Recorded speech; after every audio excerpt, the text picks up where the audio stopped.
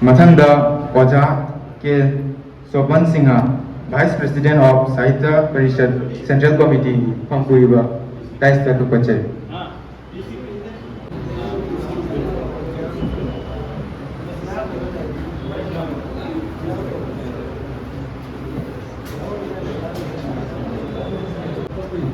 Dice पंपीब ओजा अखोई आमसुगी महरोई इक्लब खुदोल तमजीबईदमक आमसुगी member वकचे निजे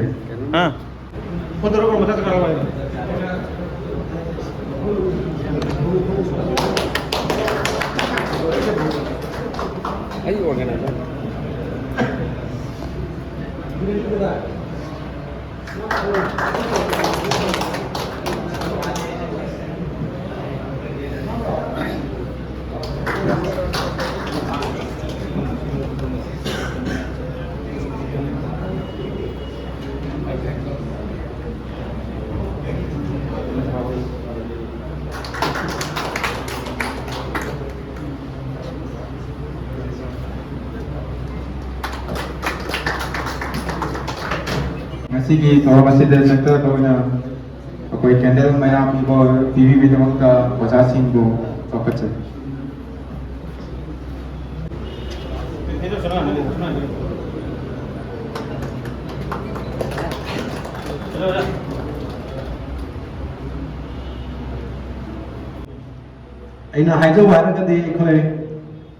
स्टूडेंट की फंक्शन से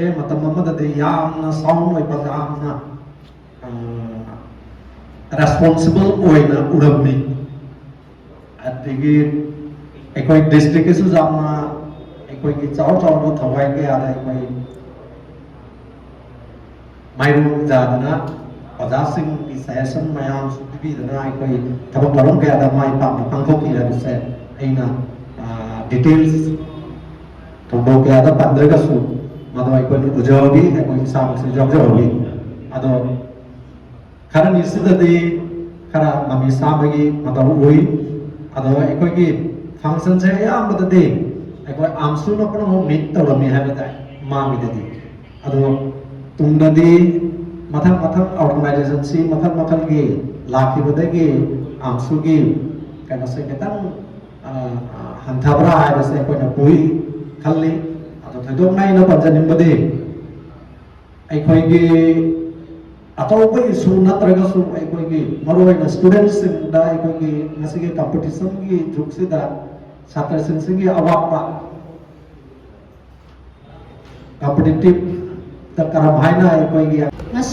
ऑल असम मणिपुरी स्टूडेंट थौरम पांथोक्चबसी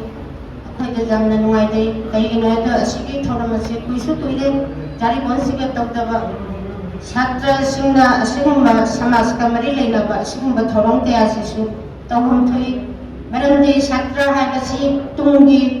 जुमुनी मखोइसे समाज का लोइना खुसमना चटमीनबगी मथौ ताई नतना छात्र छात्री युजेन थौरम समाज का मरी लेना मथौ ताई नतना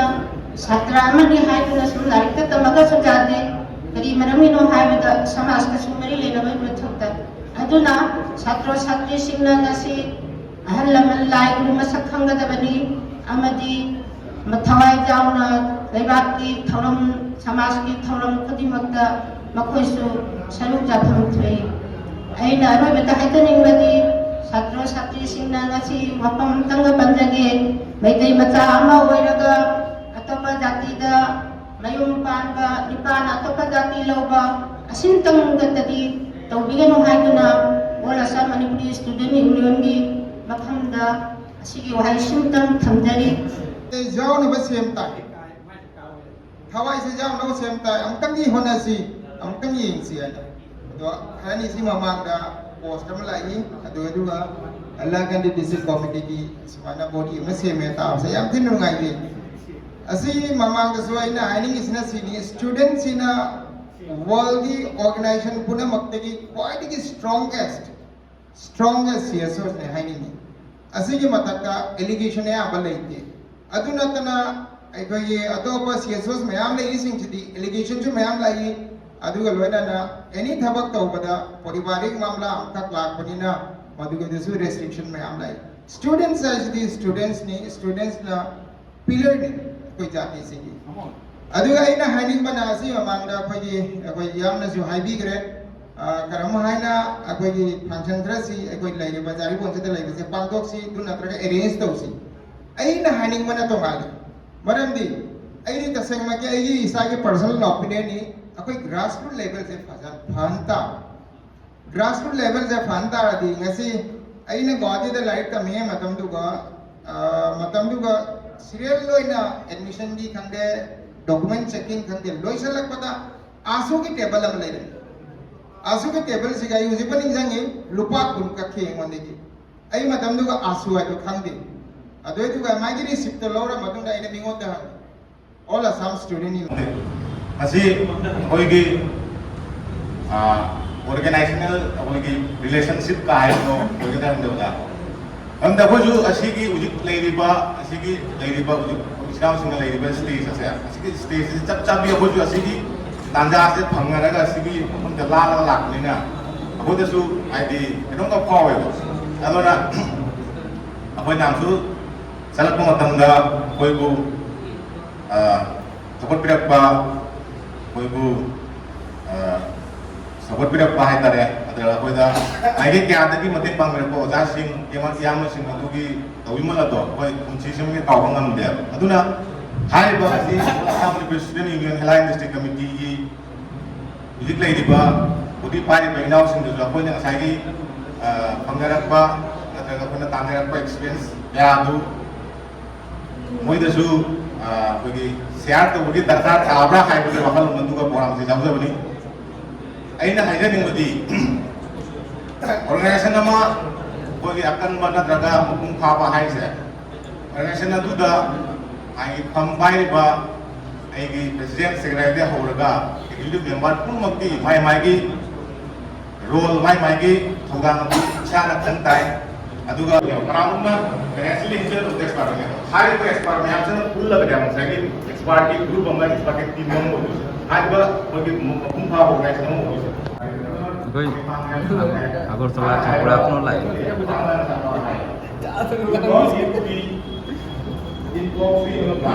ते जावरी सिंह जे छात्र छात्री नतन ओजा सिंह याहान बदा मुगी नुसी बमा ले एगी छात्र नतन एगी छात्री नतन अदुगी खरा अहन होबा गार्जियन सिंह अंको नुसी बम ले रे आई इचा नतन आई इशू नतन अदुना कनो नुसु जाम किया पुलिस ना खंगदे डीसी ना खंगदे आमसु की जहांग कापदा आमसु खंगदे अतोपा जहा छात्र संस्था की अदुना कोई 8 शेड्यूल फंगिवा अतोपा संस्थान पुनः मकरवेना आमसु की जाम चावरबा लायन सियारम ले याव सी क्रेडिट सिगा 8 शेड्यूल फंगदा मतंग की जहा कोई मतंग की थोको एजुकेशन में आमसु हानदी के तौर में आमसुसिना कोई मांग थमगा मयाम संस्थान में आम ओमसलगा आमसुना लिप तौरगा तौर में अदुगी आमसुगी गोल्डन इरा दुदी हुजी हुजी लेखिद्रा अदो अनोबा सीएमबा कोई संस्थान से मयाम गार्जियन मयाम संस्थान मयाम अकोई मयाम इचिनिलो मयाम चंगना अंगत कन होनांसी अइना हामदा अम कतन हाइनिसिना छात्र सिंह इन्वॉल्वमेंट से हेगदन बॉडी पूरीबा मयाम सिना कोइना बॉडी पूरीबनी यारगा मु लेथोगदि यारो लैरिबा छात्र छात्री लाला कॉलेज थानारे इंद्रमनी कोई स्वायद खजि करा छात्र नते लेइसे पुनमक्की पार्टिसिपेट पुनमक से ऐसे सिगी संस्थान सिगी डिस्ट्रिक्ट कमिटी सिगी मेंबर ने बगी फीलिंग से अहम बदई पुरखनी है मथंगा आमसु सेंट्रल कमिटी की एक्स प्रेसिडेंट सिनाम पहाड़ी को माहिर सिंह निथुगा पिबी दमता वाई करा तेतना थमी वही निसिंग से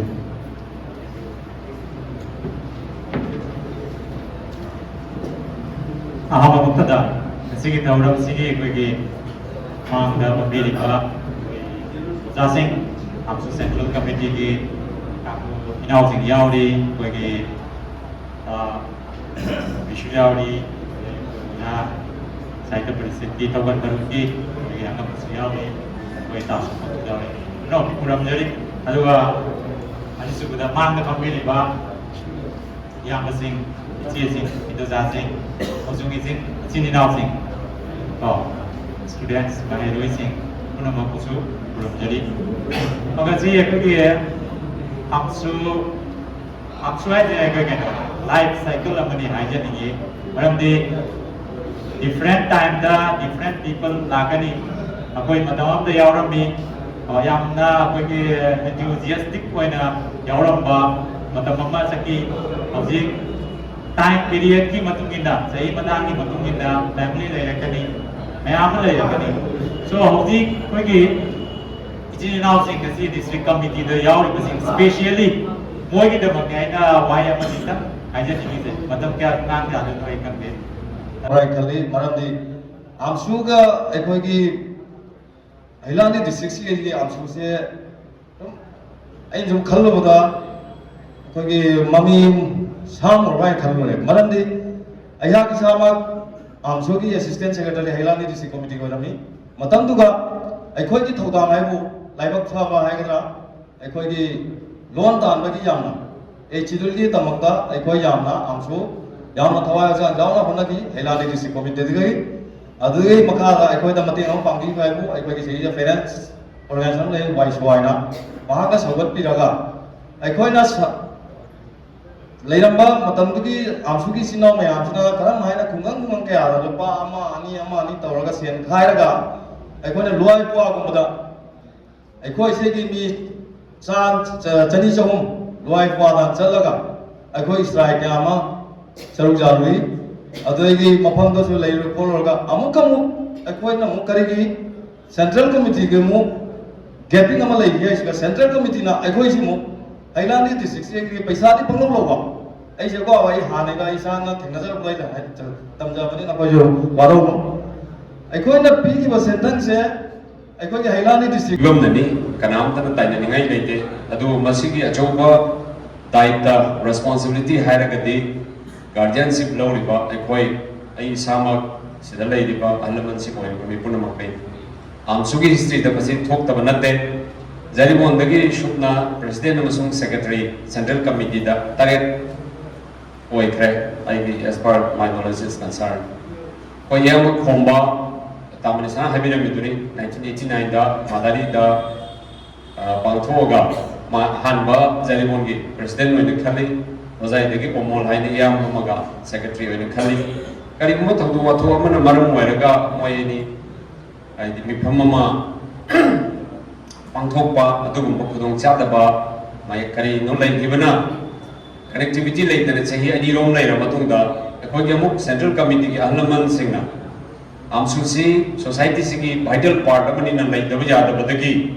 amuk nauna sem dana horakhi to ki matungda 2001 da ai sama president oina ai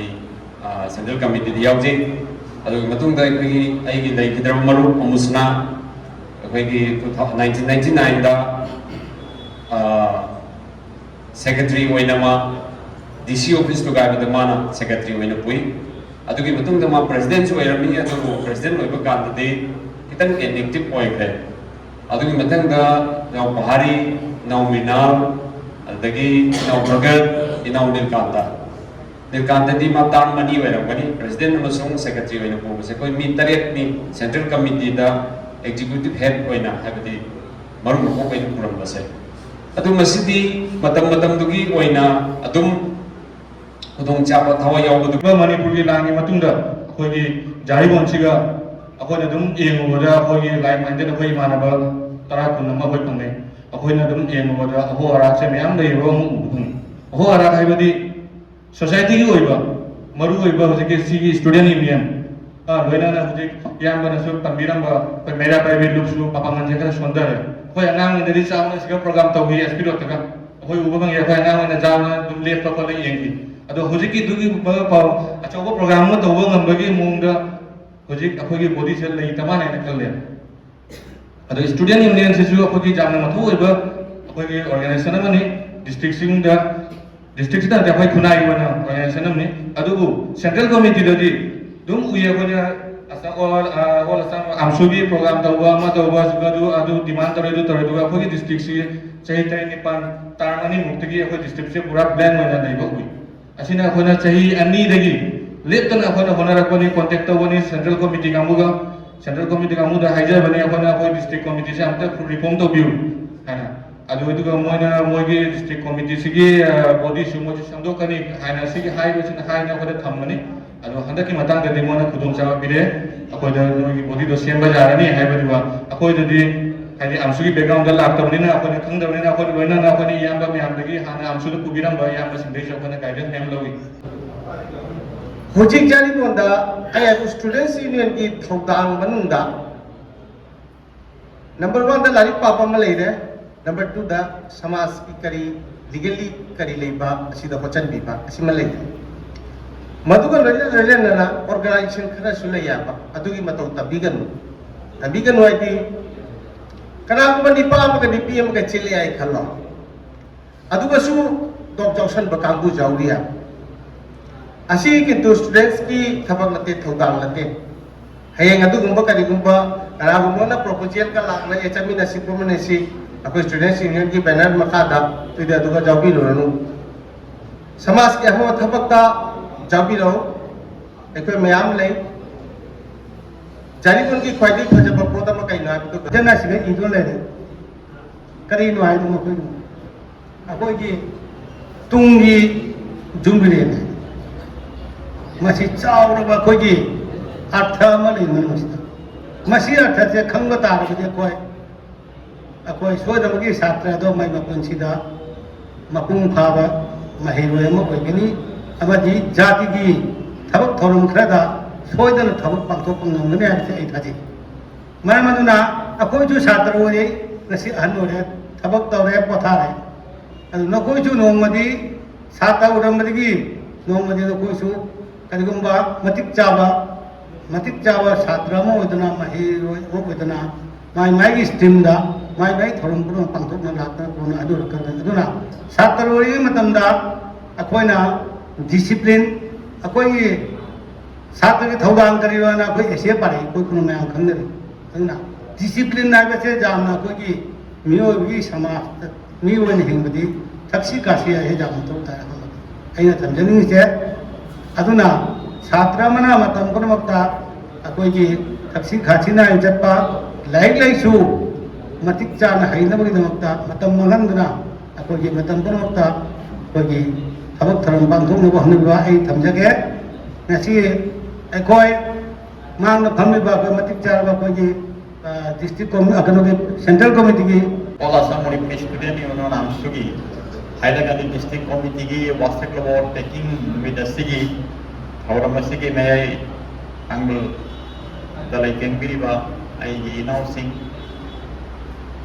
Amsugi Central Committee Vice President, I still be the sing, I now Anusana, I Maru by the classmates, Nepram Manindra, I Nepram Manindra. Jari Bungi President Amadi Mang dengan Biri Bachata Satri Singh Manipuri Student Union Assam Haiba Organization C Hogulapadagina Aikoina Hegnajar Pada Aikoina Shatra Higher Secondary Shatra Wedding in the Ahamba Horkomotor 1977-78 Aikoika Mayan the Kambira Mani Goli Park the Kiton Nandkishore वजा शांति कुमार मखोइना मथम हाइलागंदिदा मतम मदुगा 1978-79 दा unit अनि हांगी हाइलागंदिदा मतम दो हाइलागंदि district ओइद्री नसीगी थौरम से वखों से मति अमोइना हाजनिंगे हाजगे मरोइना नसाय जा सपोनता अममे मोटो की मतंग से मोटो का मदी लेना ना वखों तंग आई मैम दा पंजागे मसी आई निकल नोटों पुजरपनी हाइबा अखोगी all Assam Manipuri student union की मोटो से students are the pillar of the nation सी मोटो से सिगी कनो से आई ngaraang से कर थीजले ऐसे जस्ट स्पॉन्सर तो कितन चुना दबरान हाबे तो जम चुना बवाई नि जम फजा वाई नि मसी वाई से कना न हारम मोना थीबा कना न डेवलप तबो sentence no ba phrase no chi bese thi bese gana ai study kar tawje sigi post se aina jamna मरुना अखोगी Bharat की 13 सूब president होरंबा doctor APJ Abdul Kalam की माना चलना सौगटलंबा थवाई जावना पामजरंबा परेंग अमनेना फंगनी मसीदनी अखोगी ngसागी महाक से अब्दुल कलाम से कनानो कनाना खंगमदे महाक इंडिया की प्रेसिडेंट और मतुंग दमा से कनानो चम से खंगने को थगतरी ओजाबु ngफलेतना मखा तारकसिदी अखोई वासक लोबगी प्रेसिडेंट स्पीच पीजिंग दा वासक लोबगी थोरमसी मखातना बाखों तोदी मरकता आई वहा मनिका समझावरे समनायदा कोई नहान बॉडी रिफॉर्म सेम हुआ मतुंग दा ngasi वासक लोबनी को दोइना आंगाम सिंगा हाय आइदि जस्ट मेयाम हाबिसना ngasi बुदी अखोई मेयाम चंगना ऑर्गेनाइज तौरे दो ngasi दगी ngasi की मतुंग मथंग दे प्रोग्राम ता पदो पुंत्रा दे प्रोग्राम यार नोय मेयाम ना पुंत्रा मा थोय मखायदा प्रोग्राम लागा दि दुम फजारे प्रोग्राम लो अदुना होय नोय सनो गमतनी अखोयसु तौरेनी मतम दा खंगाव प्रिना ना सेलगा आइदि आमसु जावजगासु आइदि अहनसिंग सिलमगा पयना प्रोग्राम जेन चपे मोंदा आइदि तौगि बाय तारे होय दो मखा दगी पुंत्रा हायगा दि जस्ट चेंदो दिनी म्याम लेबनिना खरा खरा नन्ना आइदि जावगा आइदि लागा तमिने समना दा अखोयदि आमसुदगा जाय 2006 तगिना 2021 बोनी सेंट्रल कमिटी दे जावरे 2008 दे जावरे सिलचर थोपदगी अदुना 2008 तगी साहित्य परिषद की आइडिया सेंट्रल कमिटी की ओजाबिन बाबू की मतमदगी होरगा दुम ओजाजय कुमार मतम आई दुम साहित्य परिषद ऑफिस ते दुम तासर वे लेना ला मंतनी अदुना गायने अखोगी खतम पंक्चुअलिटी होय ताइबा अदु मतम मसा खंदरगदी अखोन ऑर्गेनाइजेशन जावबगे सु अर्थ लेते आइदि मयाम लाक्सन ले अखोय ऑर्गेनाइजर अखोय होल ले थी फंदरदी अखोयना खल्लिबा वाखंदो आइदि गायने मपुंग फारे दुनिया दुगी पोत मपुंग फाना बेना कुइरे मतुंग हेलागन दिदा सु कुइरे मतुंग आइदि दस आइना ऑर्गेनाइजेशन सेंट्रल कमिटी द सेक्रेटरी ने हाबा सेक्रेटरी इंचार्ज ओरे आम दोसु सेना अखोय हेलागन दिगी मेसी बुदा अखोय ना सु अखोय हेलागन ने पुपन दे होला ना सिंगर के पुपो दे अखोय लगे पुसि मसाना पर अखोय लगे पुरा जस्ट 21 की कॉन्फ्रेंस पर पसंद करे बदुदी ऐसे हम तो में जाई हम जाओ स्टूडेंट यूनियन हाईलाकंदी डिस्ट्रिक्ट कमिटी की प्रेसिडेंट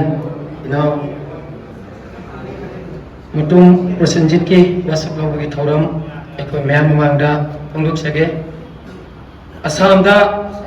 खुंदारिबा मणिपुरी सिंगी अमत नायबा महैरोई सिंगी लोग All Assam Manipuri Student Union Amsubu Awang Bathakta Ikai Kumnabu Cheri Aduga Ai All Assam Manipuri Student Union Hailakandi District Committee Amsugi President Amawina Khanbirak Babu Hagat Papung Cheri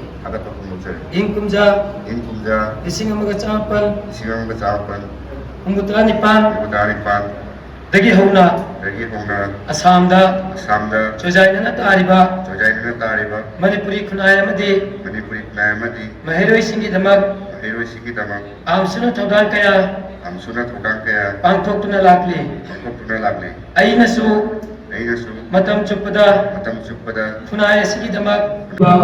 Hailakandi District Committee की T.S. Subham Singha Asamda Pundan Riba Manipuri Singi Amat Nayaba Mahiroi Singi Do All Assam Manipuri Student Union Amsubu Awang Bathakta Ikai Kumnabu Cheri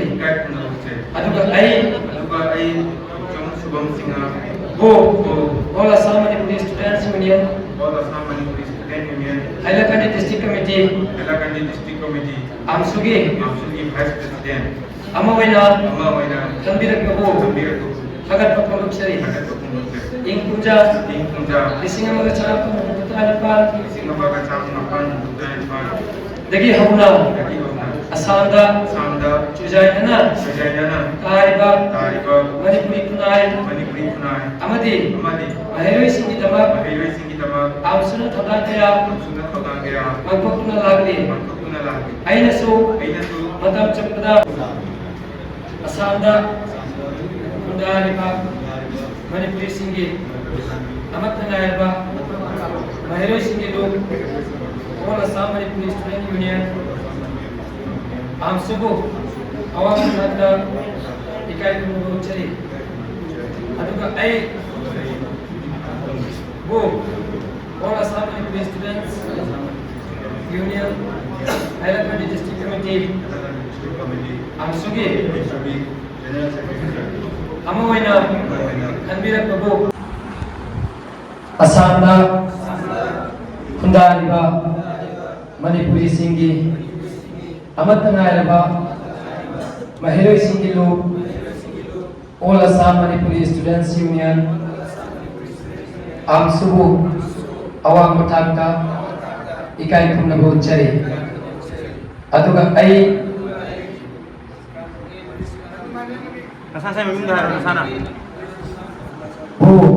All Assam Manipuri Students Union Hailakandi District Committee AMSUꯒꯤ ꯑꯃ ꯑꯣꯏꯅ ꯈꯟꯕꯤꯔꯛꯄꯕꯨ ꯊꯥꯒꯠꯄ ꯐꯣꯡꯗꯣꯛꯆꯔꯤ ꯏꯪ ꯀꯨꯝꯖꯥ 1967 ꯗꯒꯤ ꯍꯧꯅ ꯑꯁꯥꯝꯗ ꯆꯣꯖꯥꯏꯅꯅ ꯇꯥꯔꯤꯕ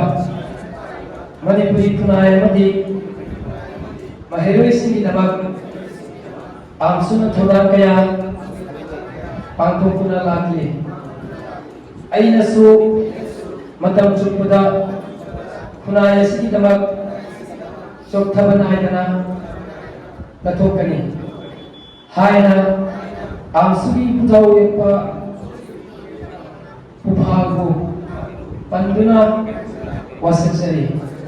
ꯂꯣꯏꯅꯅ AMSUꯒꯤ ꯑꯦꯗꯚꯥꯏꯖꯔ ꯑꯃꯗꯤ